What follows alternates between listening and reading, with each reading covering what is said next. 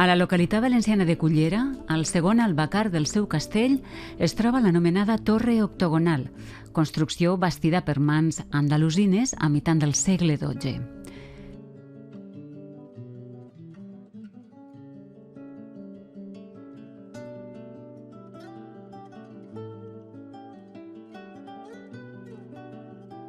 Sobre aquesta construcció de tàpia de terra, l'any 2010 es dugué a terme una intervenció de restauració. 10 anys després, durant un intens episodi de pluges, part de la fàbrica que s'aixecà sobre els vells murs caigué. En aquest vídeo es mostra el procés i la tècnica constructiva emprada per aixecar de nou el volum perdut.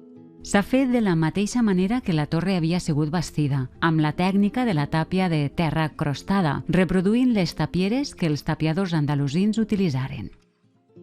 La dificultat de l'accés exigí mitjans de transport extraordinaris amb els quals traslladàrem les bastides i els materials necessaris.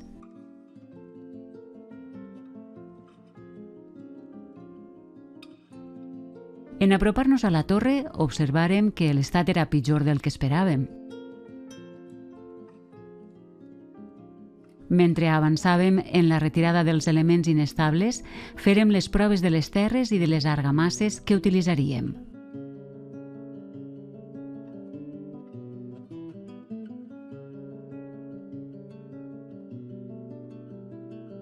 Definírem les solucions tècniques i les tapieres que usaríem.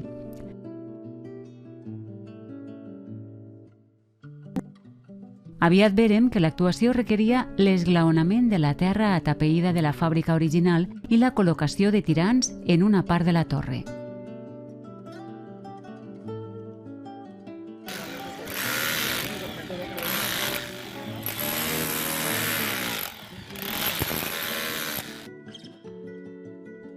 Acabat l'esglaonament, iniciarem el procés de la col·locació de les tapieres de la primera filada.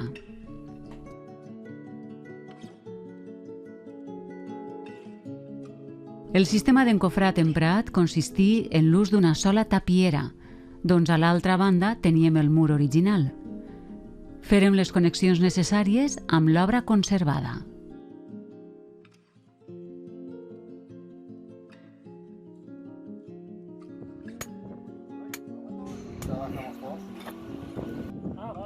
Emprarem mitges agulles fixades amb passadors i cordes per a la subjecció del conjunt, tal com feren els constructors al segle XII.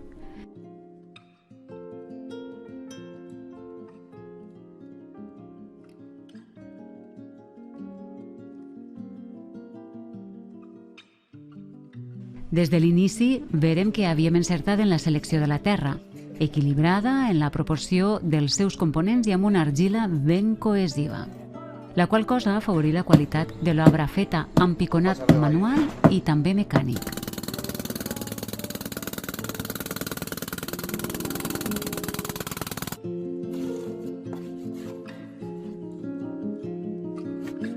El procediment d'abocament i piconament de la terra anava precedit de la necessària aplicació de la crosta contra la tapiera.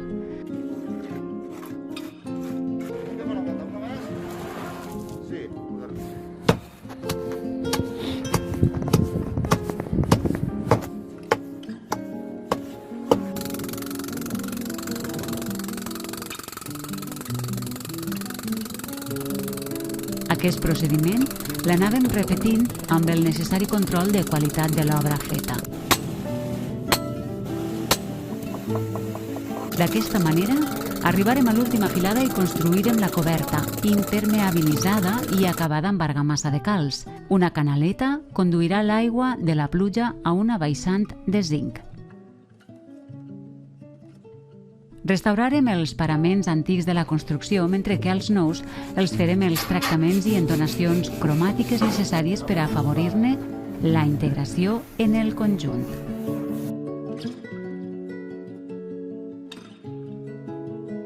Serrarem les agulles utilitzades tal com es feia antigament.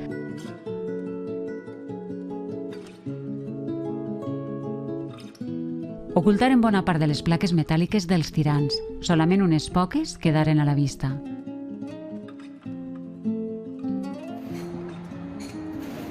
Finalment, amb l'aplicació d'un hidrofugant sobre els paraments, acabarem la restauració d'aquesta valuosa construcció andalusina.